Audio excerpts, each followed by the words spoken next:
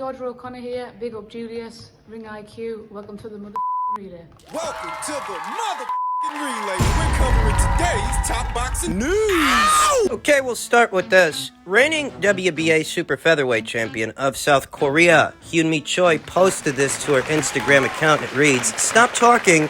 That is not even funny. Whatever y'all say, the belt is mine. I am the champion."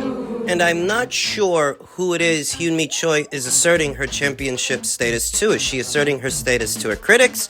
Is she asserting her status to the other two champions at this weight, Mikaela Mayer and Alicia Baumgartner, who are supposed to be locking horns very soon? Their fight was postponed, as you all may know, due to the Queen's passing, and it may end up going down October 15th. This seems like a PSA, but who's it geared towards? Hyun-Mi Choi, unbeaten Hyun-Mi Choi, two-division WBA champion Hyun-Mi Choi, sports a professional record of 19 wins, no losses with one draw, 5 knockouts. Time has proven her the longest reigning champion in the super featherweight division, though it's also proven her the least ambitious. Averaging approximately just one fight a year for the last 4 years, having not even fought this year, not fought at all. She's supposed to be sharing the ring with a novice boxer that only has a handful of fights, actually less than a handful of fights, in Akarengo of Japan. And for whatever reason, that fight didn't happen. That fight was scrapped. Rightfully so, as Akarengo had done absolutely nothing, has done absolutely nothing that warrants her fighting for an alphabet title in this division against its longest reigning champion with just under a handful of fights. Akarengo didn't deserve a title shot, and you could tell that Hyun-Mi Choi was trying to preserve her unbeaten record fighting somebody like that. Trying for the low-hanging fruit, because why else would this division's longest reigning champion and a two-division unbeaten champion overall, why else would she be trying to fight a novice boxer with under a handful of fights when there were two champions that made offers to her, pursued her, and those were two separate offers, which she rejected? It's already been approximately a year's time since Hyun-Mi Choi last fought. She fought a pedestrian-level opponent in Brazil's own Simone de Silva in September of last year. Here in September of this year, she hasn't fought. Not yet. We are 9 months into the year of 2022, going on 10, and Hyun-Mi Choi has been inactive. Whoever wins Mayer versus Baumgartner, they're going to set their sights on Hyun-Mi Choi, and Hyun-Mi Choi needs to get ready because that's coming. That's right around the corner. She needs to get a fight in before this year is out to shake off the cobwebs, shake off the ring rust, regardless of who it's against, because if she is to stand any chance against the winner of that fight, she needs to get busy. And I'll tell you something, she's better off taking on the winner of that fight than who else is out there in the super featherweight division. There are some interesting names in the WBA super featherweight rank standings. Germany's own unbeaten Ramona Graf ranks in as the WBA's #1 contender. She is in a pole position to either become Hyun-Mi Choi's mandatory challenger or challenge her straight away, as she is in possession of a WBA trinket title, WBA gold title. Ramona Graf, an unbeaten up-and-comer from Germany, just 24 years old, with her whole career ahead of her, sports professional record of 4 wins, no losses, and no draws. Behind Ramona is the former champion and the fearsome puncher from Belgium, Delphine Persoon. I'm sure you're all familiar with that name. And I'm sure you're all familiar with the perils Hyun-Mi Choi could face, if the WBA orders her to fight Delphine for some reason. You'd be better off taking your chances against the winner of Baumgartner versus Mayer than fighting Delphine, because you'd likely make more money fighting the winner of Baumgartner versus Mayer with Delphine. Oh, you might still lose, but it'll be for less money. Behind Delphine is unbeaten up-and-comer from La France, Rima Ayadi, who sports a professional record of 7 wins, no losses, no draws, with 1 knockout. Any one of these top 3 fighters, Rima Ayadi, Delphine Persoon, Ramona Graf, they'd be a high-risk, low-reward opponent for Hyun-Mi Choi, who is so obviously trying to extend her title reign. Get it to last a little longer. And I feel like Hyun-Mi Choi is on borrowed time, no matter how you slice it, because even if she completely circumvents fighting the winner of Mayer versus Baumgartner. Even if she swerves the winner, there is still a host of unbeaten up-and-comers and former champions, challengers, climbing up those WBA ranked standings that are going to want a piece of her anyway, so you're really not out of the woods, even if you do swerve the winner of that fight. It's only a matter of time before somebody's promoter, somebody's manager, squeezes the WBA and forces them To issue out of order, forces you to fight them. And when that time comes, is that fight going to be worth the same financial value that the winner of Mayer versus Baumgartner would have presented? See, that's what you have to ask yourself. Hyunmi Choi can run, but she can't hide. Not forever. Very soon, she's gonna have to make a choice, or she may be left without one.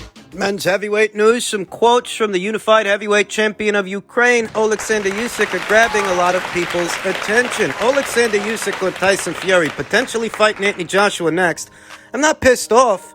The bigger problem is Fury not letting fans see one of the best bouts in boxing history. That's his fault, not mine. From a sportsmanship standpoint, it's not correct. Here's the thing.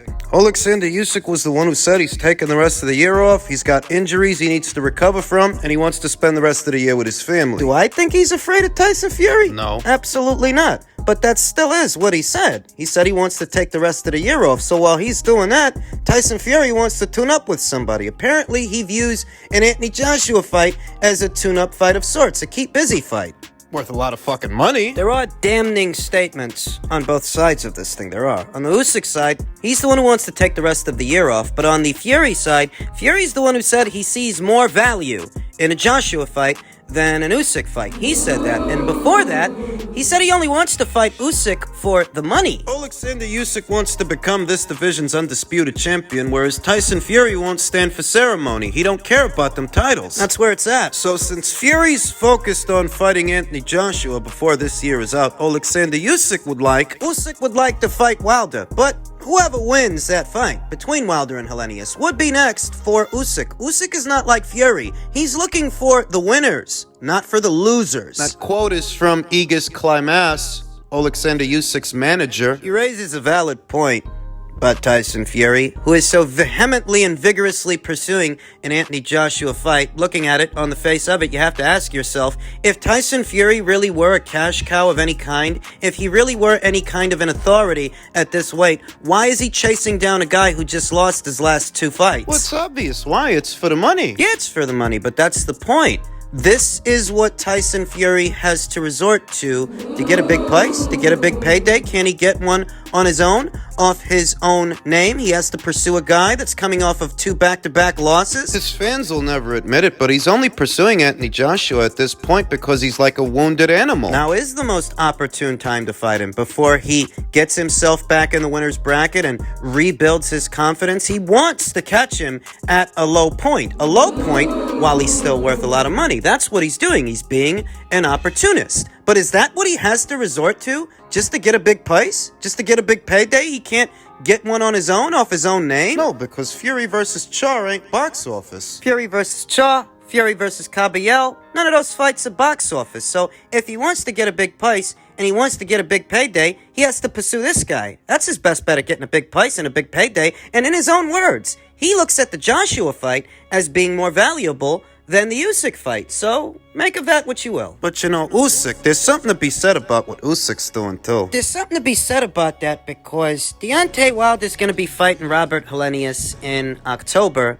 of this year. And if he means to face the winner, when exactly would that go down? When exactly would that happen? Presumably sometime next year, when the undisputed fight is supposed to be going down. You see, the Fury versus Joshua fight is supposed to be happening in early December of this year, leaving the door open for the undisputed fight next year. That's how that breaks down. But if Usyk is targeting the winner of this fight, set to go down in October of this year, when would he fight them? Presumably early next year. That's if he's even afforded this opportunity. In truth, I don't want to spend a lot of time on this because I don't actually think Usyk's going to get the winner of this fight. I expect the winner of this fight to be Deontay Wilder. I expect that he's going to knock out Robert Helenius, and I expect that Wilder will stay the course. Rather, he will be kept on track to face Andy Ruiz. Put simply, I don't think Usyk gets the opportunity to fight the winner of this fight. So don't spend too much time thinking about this or thinking about how that fight's gonna look, because in all likelihood, that fight's not gonna happen. I don't think it's going to happen. I don't think the people at the PBC are about to break the bank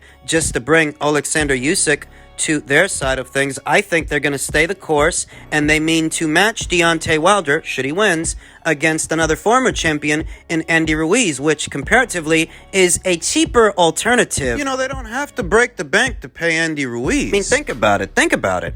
If you're talking about a Usyk versus Wilder fight, Alexander Usyk would have to get the lion's share of the pot because he's the reigning defending unified champion. He'd have to get the lion's share, not Deontay. Deontay would be the challenger. All of this seems like much ado about nothing to me, because I don't actually expect this fight to happen. It would be intriguing if it did happen. It would be intriguing if they did make it, though ultimately I'm not holding my breath. I heard something about Deontay Wilder being open to the fight, and we see that Usyk is open to the fight as well, though them saying that and them being open to it doesn't necessarily mean anybody's working on it. I don't think anybody's working on it. Well, I know that there are going to be a lot of people talking about this, and content creators like myself might make a couple of videos about it, perhaps break down the fight, but what fight? What fight? I don't think these guys are gonna fight. I think they might go their entire careers and not fight each other. I told you guys a while ago, Deontay Wilder's likely going to fight Robert Helenius, and here we are. And I told you, if he wins that fight, he's likely going to fight Andy Ruiz. They're going to keep everything in-house. That's what they're going to do. If you want to spend your time breaking down a fight that likely isn't going to happen, be my guest. There's really nothing to see here. Yeah, Usyk would like to get Deontay Wilder in the ring, but he's not going to. Nah, I don't think he is, so it really doesn't even matter.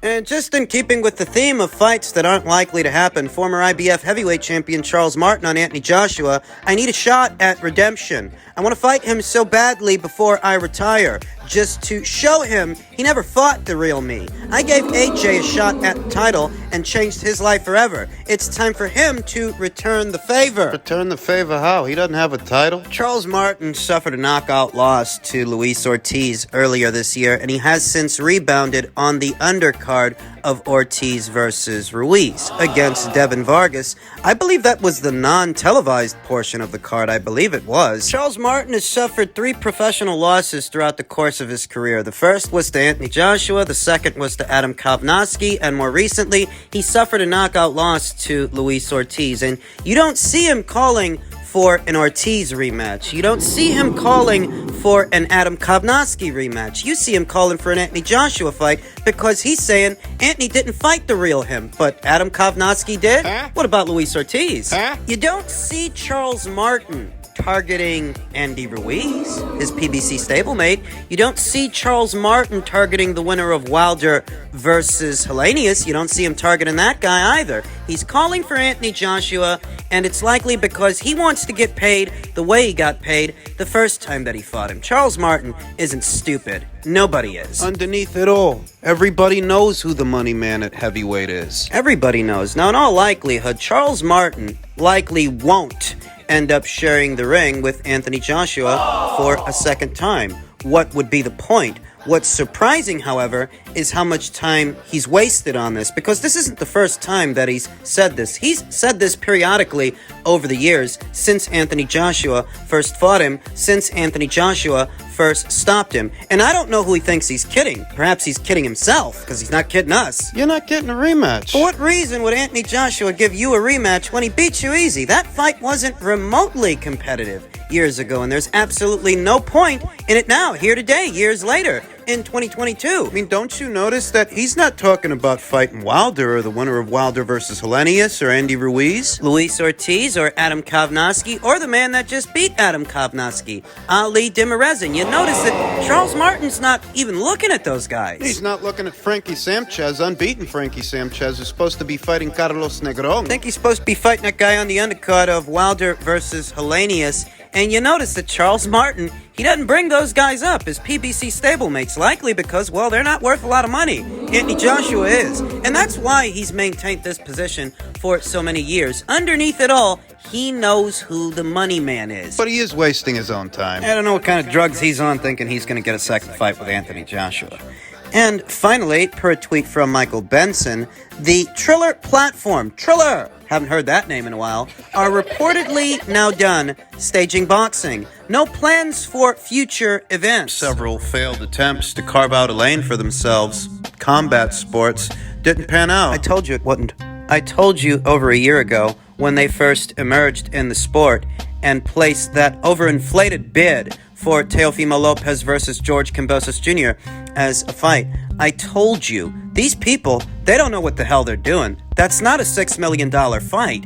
And if that's the kind of money you're willing to put up for a fight like that, you don't know the market value of the fight. Now, in order to get your money back, you'll have to bill this as a pay-per-view, and this is not a pay-per-view worthy fight. I said it then, and I said it, that their days in this sport are numbered because they really don't know what they're doing. How the Kambosos versus Lopez situation was handled. That whole Trigon thing they had going on. You know, they had guys in there fighting in a ring shaped like a pizza slice. Apparently, there was a copyright issue with that. Went through a lawsuit.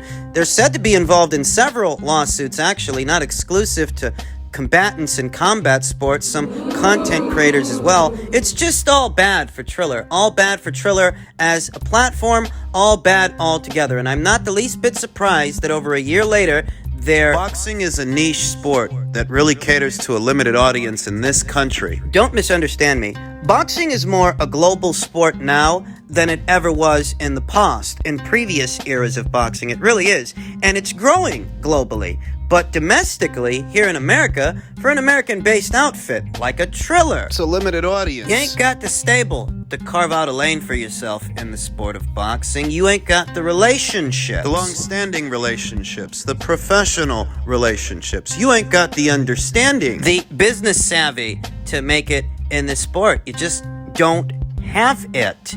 And, you know, maybe they had a little bit of success staging that novelty fight between Mike Tyson and Roy Jones Jr., but that was a novelty fight, you understand. You know, you might be thinking that you did a good job on that thing, that you helped to sell it, when in reality, that fight sells itself, because Mike Tyson and Roy Jones Jr. are very well-known fighters. They're giants in this sport. So it wasn't actually anything you did that sold that fight. It sold itself, and you were just along for the ride. You did that Jake Paul versus Ben Askren thing, and that was all well and good up until Jake Paul left you and jumped into bed with a more serious platform and a more serious outfit. I mean, at least more serious than you guys. You know, Showtime, that's a legitimate platform. At least more legitimate than Triller, which attempted to be a cross between, I don't know, TikTok, YouTube, MTV, VH1, I don't know. They had a lot going on over there.